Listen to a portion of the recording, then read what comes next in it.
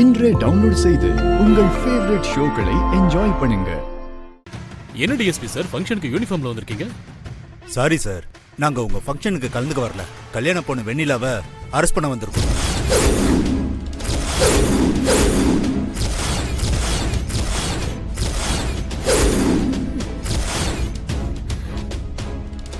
என்ன சார் பேசுறீங்க? யாரை அரெஸ்ட் பண்றது? வெண்ணிலா எங்க வீட்டு பொண்ணு. இப்ப அவங்க ஒரு கொலை குற்றவாளி. அதுக்கான ப்ரூஃபும் எங்க கிட்ட இருக்கு. இல்ல சார், என் பொண்ணு எந்த தப்பு பண்ணிருக்க மாட்டா.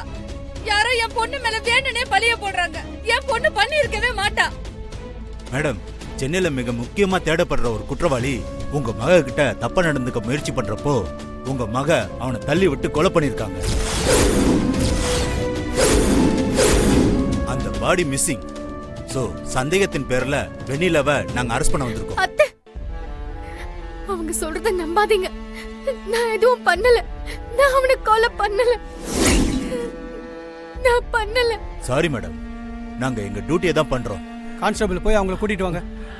அண்ணாமலை சார், என்ன இதெல்லாம்? இல்ல, நான் கொலை பண்ணல. அவனை தள்ளி விட்டது உண்மைதான். ஆனா அவன் சாகல. எதுவா இருந்தாலும் ஸ்டேஷன்ல வந்து பேசிக்கோங்க. அவங்கள கூட்டிட்டு வாங்க. மா வாமா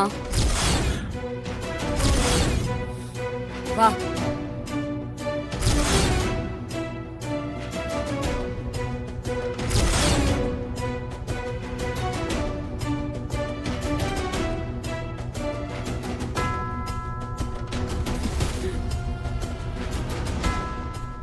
அண்ணாமலை,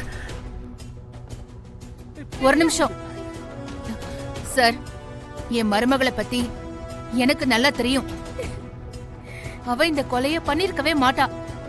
யாரோ வேணுனே வெண்ணிலா மேல ஃபேக் கம்ப்ளைண்ட் கொடுத்திருக்காங்க. இல்ல மேடம், விசாரிச்சுட்டு தான் வந்திருக்கோம். இவங்க தான் அந்த கொலையை பண்ணிருக்காங்க. வெண்ணிலா தான் கொலை பண்ணாங்கிறதுக்கு என்ன சார் எவிடன்ஸ் இருக்கு? எவிடன்ஸ் இதுல இருக்கு மேடம்.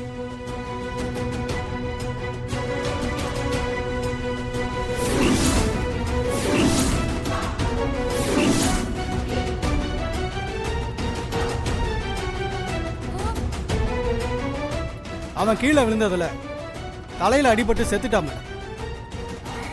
இல்ல இல்ல சார், என் பொண்ணு எந்த தப்பு பண்ணிருக்க மாட்டா. யாரோ வேணும்னு தான் என் பொண்ணு மேல பழிய போடுறாங்க. என் பொண்ணு அப்படி பண்ணிருக்கவே மாட்டா. சார், என் தங்கச்சி ரொம்ப நல்லவ. அவளுக்கு எதுவும் தெரியாது. அவளை விட்டுருங்க சார். சார், அவங்களுக்காக வேணா நான் சரண்டர் ஆகுறேன். கல்யாணம் முடியற வரைக்கும் அவங்க இங்க இருக்கட்டும் சார், ப்ளீஸ். சார், அவ எங்க வீட்டு மகாலட்சுமி. அவ கண்டிப்பா எந்த தப்பு பண்ணிருக்க மாட்டா. தயவு செஞ்சு அவளை விட்டுருங்க. அவளுக்கு கல்யாணம் நடக்கணும், ப்ளீஸ். சொன்ன மாதிரியே கண்ணாலத்தை நிறுத்திட்டியே கண்ணு. சூப்பர். இதுல இருந்து அவ எப்படி தப்பிக்கிறான்னு நானும் பாக்குறேன்.